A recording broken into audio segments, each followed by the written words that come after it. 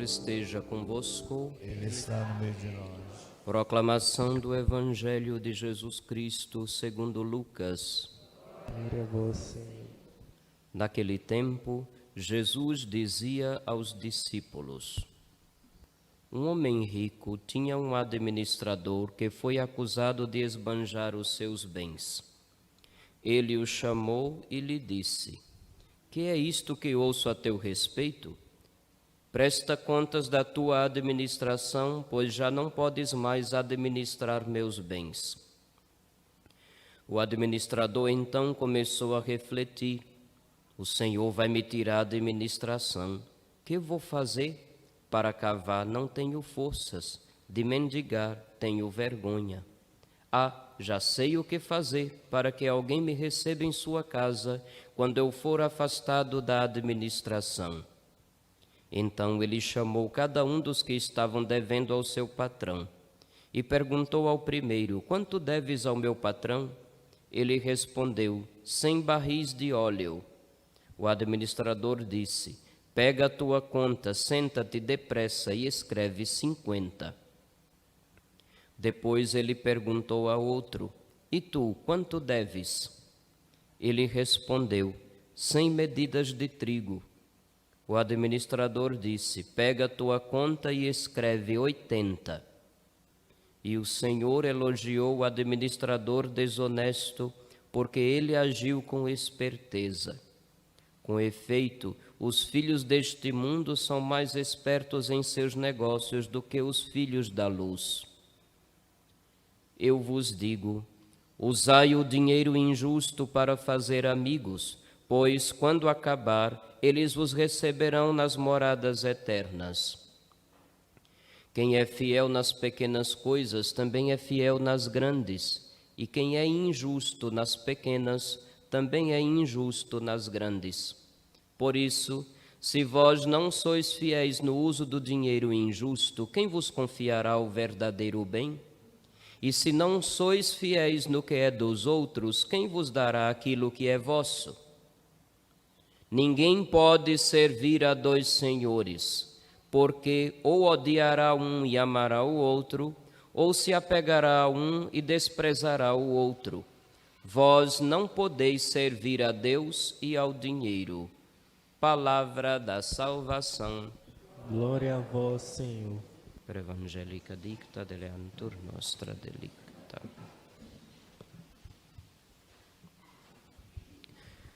Filhos, não faz muito tempo que a gente fez uma breve catequese sobre o uso dos bens conforme a vontade de Deus. O último versículo do Evangelho de hoje vai lembrar: não podeis servir a Deus e ao dinheiro. Eu lembrava como podemos servir a Deus com o dinheiro ou com os bens que possuímos, sejam eles materiais, intelectuais, morais ou de qualquer outra natureza. Porque quando a gente fala de bens, as pessoas só pensam em coisas materiais, em dinheiro, casa, carro ou sei lá o que mais.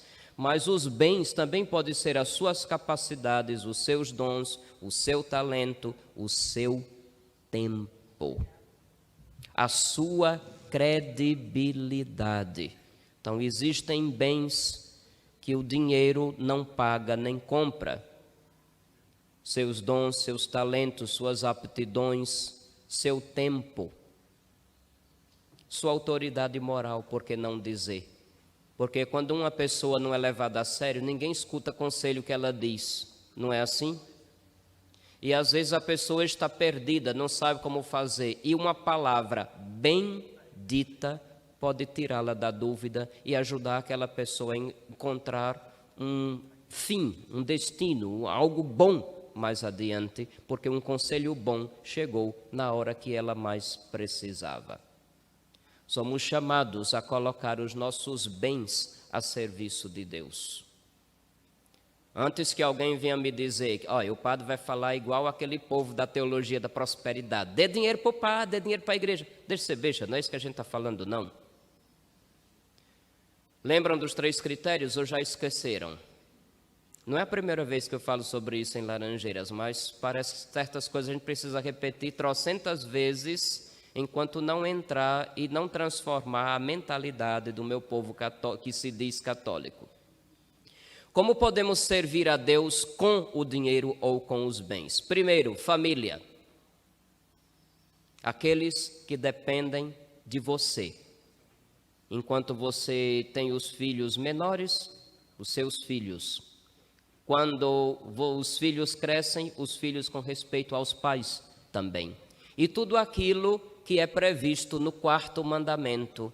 Quando digo previsto no 4º mandamento, isso inclui também os patrões com relação aos seus empregados. Pagar o salário justo de quem trabalhou honestamente. Essa é a primeira forma de como se vai servir a Deus com o dinheiro. Segundo, os pobres. Nos pobres, Cristo espera o nosso amor. Se Deus criou o mundo para todos e a ganância de alguns fez com que, na história, alguns se apropriassem mais, enquanto outros ficaram com nada, existe um dever social de um ser humano, por natureza. E se for um filho de Deus, mais ainda. E em terceiro lugar, as necessidades da igreja. Nesta ordem. Se alguém escolher uma das coisas e excluir as outras duas, está cometendo um erro. Não está servindo. Servimos a Deus com os nossos bens quando os colocamos a serviço dos que dependem de nós, dos mais pobres e das necessidades da igreja. Nunca esqueçam desses 3 critérios. Do contrário, você se tornará idólatra dos bens, porque estará colocando o dinheiro num lugar que só compete a Deus. Fizemos essa catequese já alguns domingos atrás, e hoje eu gostaria de frisar a questão dos pobres, já que o Evangelho nos chama tanta atenção. E a palavra como um todo. Para começo de conversa, a parábola do administrador infiel. Parece um pouco desconcertante, porque quem não observa bem, à primeira vista, parece que aquele corrupto está sendo apontado como exemplo. Antes que alguém puxe para o lado da política, porque é incrível, são tantos candidatos, mas o povo reage como só se existissem 2, né? Que coisa ridícula, que mente chula, pequena, falta de inteligência. Pois bem, não se está louvando um corrupto por agir corruptamente. O elogio aqui é com respeito à esperteza e no sentido de chamar a nós atenção. Para os bens do mundo, tem gente que está disposto a tudo, renuncia até o que é seu de direito por um tempo para ter mais ainda mais adiante. Porque quando o administrador mandava diminuir as quantias, é bom lembrar que ele ficava com uma comissão em todo o negócio. Diminuiu a quantia, naquele momento diminuiu também a sua própria comissão. Já ouviu falar de comissão, não já? Sabe o que é, né? É assim, a coisa vem desse tamanho, mas começa as comissões. A comissão de fulano, ele come um pedaço. A comissão de Bertrando, ele come outro pedaço. Quando vem chegar quem realmente interessa, aquilo que era 100 deve estar 60, 50 ou 40, por conta das comissões que tanta gente comeu. Eu acho engraçado. Bom, eu já ia dizer outra coisa, mas deixa para lá. Quase que aconteceu comissão no tempo da pandemia. Se bem que aconteceu, né? Mas deixa para lá. São outros 500. A CPI é que deveria investigar, mas nunca vai investigar. Então, o que nosso Senhor louva não é a corrupção do corrupto, é a esperteza, que para conseguir os bens da terra ele foi disposto a tudo. E questiona, os filhos deste mundo são mais espertos em seus negócios do que os filhos da luz. Nós nos dizemos filhos da luz. Nossa riqueza está no céu. Nossa riqueza, nosso bem maior, é Deus quem determina? Ou sou eu que, com uma mentalidade mundana, uso Deus a meu favor para conseguir os bens daqui? Tem muita gente com a Bíblia na mão o tempo inteiro, mas em vez de estar interessado no que é eterno, está interessado apenas em adquirir mais e mais e mais e mais dinheiro. E ainda diz que é Jesus que está dando. Quando a gente olha o Evangelho e nosso Senhor manda, quer ser perfeito, vendo o que tem, dá aos pobres, você vai ter um tesouro no céu, depois me siga. Quando Jesus diz, deve-se buscar, por que se preocupar com o que comer, beber ou vestir? São os pagãos que se preocupam com isso. Busca em primeiro lugar o reino de Deus e sua justiça, e o resto virá por acréscimo. Quando nosso Senhor diz, como é difícil um rico entrar no reino dos céus. Quando nosso Senhor nos diverte sobre o perigo das riquezas. Hoje, de novo, Ele vai dizer, com o dinheiro injusto fazei amigos. Por que o dinheiro é chamado de injusto? É algo ruim por si só? Não. O dinheiro ou os bens não são algo ruim. Ninguém vai para o inferno pelo fato de ser rico. Primeira coisa, como adquirir os bens que tem? É a primeira questão que precisa ser respondida. Segundo, uma vez tendo os bens, como utilizou-se deles? E aí entram aqueles 3 critérios que eu acabei de dizer. Tudo depende de como vamos utilizar o que temos. Se usamos os bens que temos a serviço de Deus, e no serviço de Deus, hoje mais ainda a Sagrada Escritura insiste, no serviço dos pobres, toda a diferença vai acontecer. Por que insistimos na questão dos pobres? Não é por uma questão política, não. Primeiro é por uma questão de humanidade. Que pela própria natureza das coisas, o planeta inteiro existe para os seus habitantes todos. Os recursos materiais criados por Deus e deixados à nossa disposição é para o bem e a realização de todos. Então, por uma questão de natureza, pela própria natureza das coisas, é assim que deve ser. E mais ainda, quando, por revelação, Deus que nos criou e em quem nós cremos, e que nos dizemos seus filhos, manda que se faça desse jeito.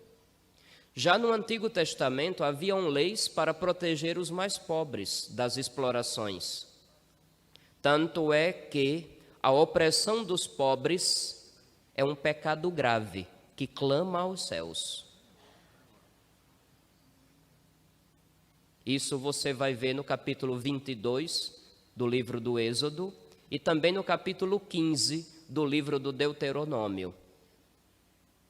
Ordena-se que não se maltrate os órfãos, as viúvas e os mais pobres, porque quem oprimir os pobres, no dia que o pobre clamar a Deus, Deus vai ouvi-lo e vai vir em seu socorro.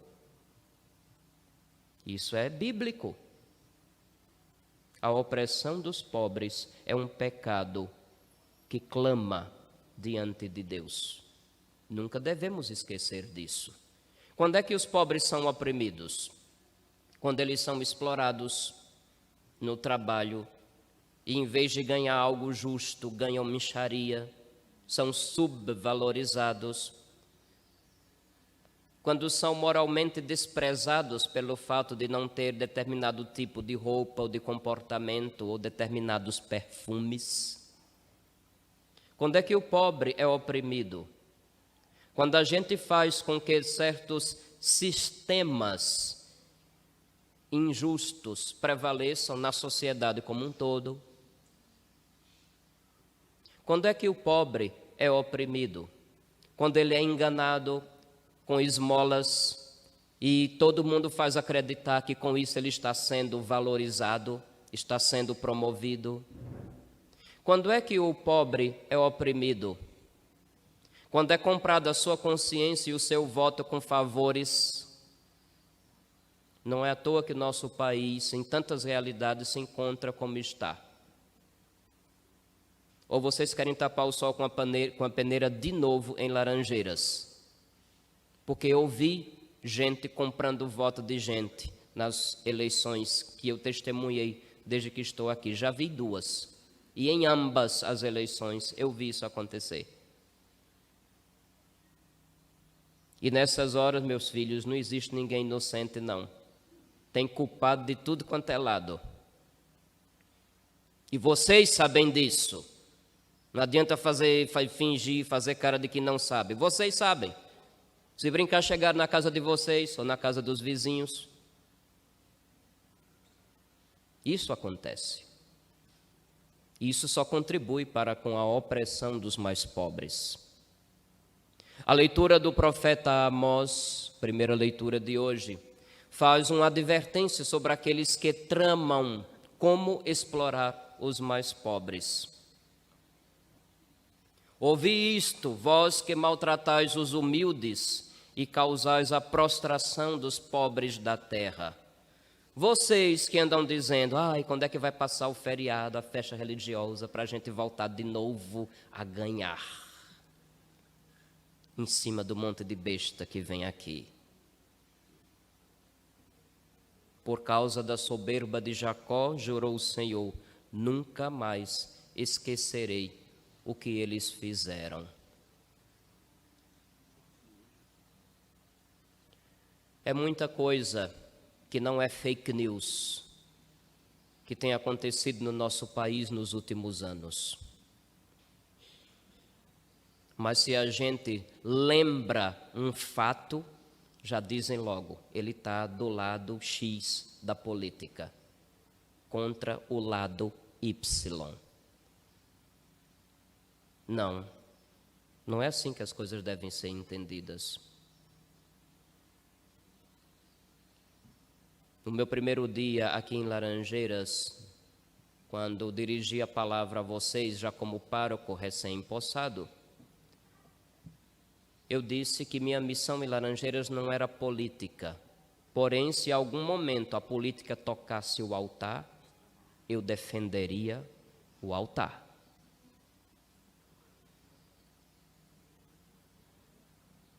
Como não entender que a política toca o altar toda vez que aqueles que governam oprimem os pobres?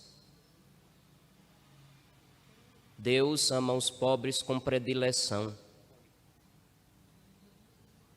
E isso é doutrina da igreja. Não é teologia de libertação, como alguns achando-se entendidos em teologia, já vão logo dizendo. Deus ama os pobres com predileção. Quer dizer que ele odeia os ricos, porque tem gente que entende isso, né? Quando eu digo que Deus ama os pobres, já entendem logo, olha, o padre disse que Deus odeia os ricos. Abram a mente, pelo amor de Deus, sejam mais inteligentes. Esse negócio de nós contra eles, isso é luta de classes, que o marxismo inventou e que tantos partidos se empenharam em colocar isso na cabeça do nosso povo. A igreja não prega a luta de classes, a igreja prega a cooperação entre as pessoas, independentemente do que possuem ou não, do status que tenham diante da sociedade ou não. A igreja prega a cooperação, a solidariedade, não a luta de classes. Não é isso que a igreja prega.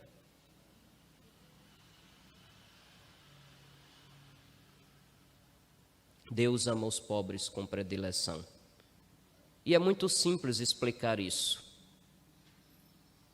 Perguntaram uma certa vez para uma mãe de muitos filhos, qual dos filhos ela mais amava? Ô, pergunta complicada, né?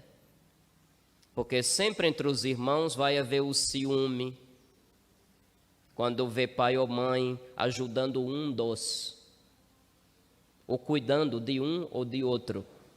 Sempre vai haver o ciúminho do mais velho com relação ao mais novo. E quando a gente é filho do meio, pode esquecer. Aí é que não conta mesmo.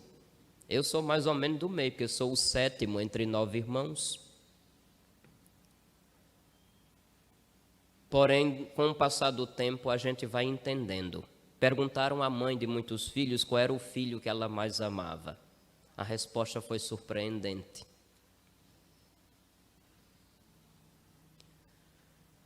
Eu amo o indefeso. até que aprenda a se defender. Eu amo o que ainda não sabe de nada, até que, sabendo, possa fazer as coisas por si só. Eu amo o que está doente, até que fique sadio.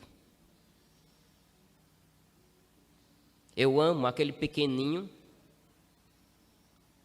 que é inocente, que precisa de cuidados e de educação, até que aprenda a viver por si só. E foi nessa linha que ela foi respondendo. Eu não decorei, são muitas coisas que foram ditas. Eu vi esse texto, achei interessante. Muitas coisas foram ditas, mas todos nesta linha. Em linhas mais breves, podemos dizer assim: eu amo o que tiver maior necessidade, enquanto a necessidade existir. Deus nos ama desse jeito. Entre os seus filhos, aqueles que forem mais precisados é que terão mais amor por parte de Deus. Por isso que Ele ama os pobres com predileção. Porque por conta de tantos outros fatores, foi-lhes negado muitas vezes até o essencial. Se Deus ama os pobres com predileção, nós que nos dizemos filhos de Deus, devemos agir do mesmo modo. E até as nossas escolhas políticas devem ter os pobres em vista. E não apenas o próprio umbigo. Quando eu vejo pessoas defendendo o que não tem defesa, eu só posso imaginar, ou essa pessoa não tem cérebro, que eu acho muito difícil, ou então essa pessoa está defendendo um status quo. Eita, teve alguém que olhou com a cara meio estranha. O que diacho é isso? Status quo é o quê? Vamos supor, lá no Caribe, numa cidade lá no Caribe, alguém entrou na campanha do candidato X, porque o candidato X disse assim: se você me ajudar, eu lhe ajudo. Então, aquela pessoa lá do Caribe apoiou o candidato X, porque o candidato X prometeu um emprego.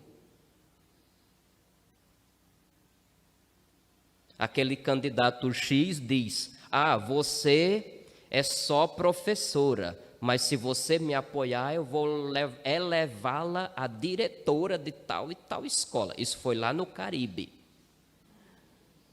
Aí, digamos assim, aquela pessoa começou a apoiar aquele candidato caribenho e, de fato, quando o candidato ganhou, foi lá cobrar. Só que ela não se deu conta que tinha outros cabos eleitorais mais importantes e ficou aquele para ver quem ficava com o cargo. Depois, quando chegou o tempo de reeleição lá no Caribe,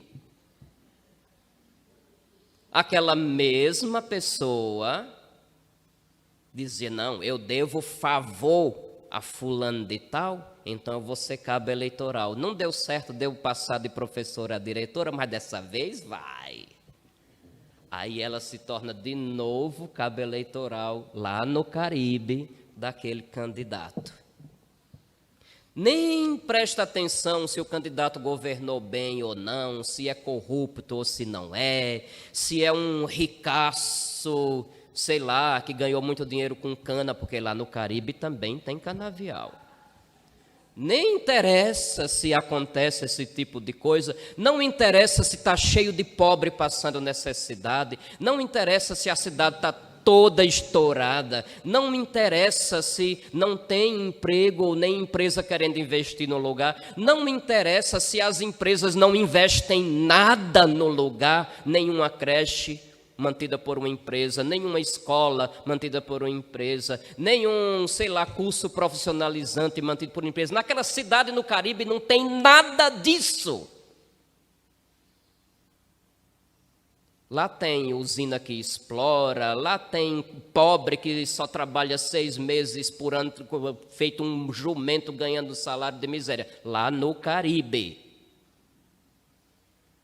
Mas fulano vai voltar nele porque está pensando no quê? No seu próprio umbigo, ou por que não dizer, no seu próprio bolso. E os outros? Existe uma expressão, que será que eu posso dizê-la? Porque quando eu digo certas expressões, o povo fica, meus ouvidos imaculados. Os outros que se danem, né? Eu estou com o meu garantido, farinha pouca, meu pirão primeiro. Lá no Caribe acontece muito isso. Isso é o status quo, quando a pessoa quer se manter naquela situação, sem se interessar no conjunto, sem se interessar com o restante.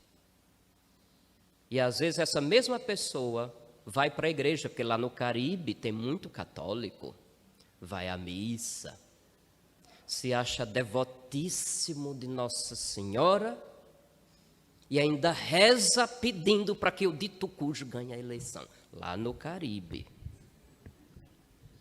Mas o coitado do padre Hernando Herrera, porque lá no Caribe se fala espanhol, né? O padre Hernando Herrera tenta falar o evangelho, a doutrina da igreja. Aí aquele devotíssimo lá do Caribe, que quer manter o seu status quo, fica... El padre Hernando Herrera debía hablar solamente de Dios y hacer las oraciones sin hablar de más nada. Es así que sucede en el Caribe. Qualquer semelhança é mera coincidência. Ai de quem oprime os pobres, Deus vai ouvir a prece deles. Ai daqueles que, para manter o seu status quo, colaboram com os opressores. Eles também terão que prestar contas diante de Deus. Na primeira carta de São Paulo a Timóteo, nossa segunda leitura de hoje, o apóstolo pede que a gente faça preces e orações, súplicas e ação de graças por todos. E diz lá, pelos que governam e por todos os que ocupam altos cargos, para que nos governem com justiça. E também por aqueles que nos governarão. E é bom lembrar, aqueles que nos governarão serão escolhidos por nós. Adianta rezar pedindo que os governantes sejam justos, se a gente elege um injusto? Adianta rezar pedindo a Deus que a vida seja valorizada, se a gente vota em alguém que defende friamente o aborto? Adianta rezar por aquelas famílias que sofrem com drogas, quando a gente vota num candidato ou num partido que tem isso como bandeira e que, se entrar lá no Congresso, vai defender esse tipo de coisa? Me digam. Teria uma lista enorme, mas não vou fazer não, porque senão vão dizer, está falando contra fulano, a favor de Beltrano, como se só existissem dois. Sejam espertos. Tenham a palavra de Deus como critério também, na hora de escolher quem vai lhe governar. Tenham a palavra de Deus como critério, na hora de fazer essas escolhas. Não podeis servir a Deus e ao dinheiro. Não podemos idolatrar os bens. Eles são meios para amar a Deus e ao próximo. E entre estes, aqueles que tiverem mais necessidade. Que Deus nos livre de sermos participantes ou cúmplices de opressão para com os mais pobres, a quem Deus ama com predileção e a quem Deus vai defender. Louvado seja nosso Senhor Jesus Cristo.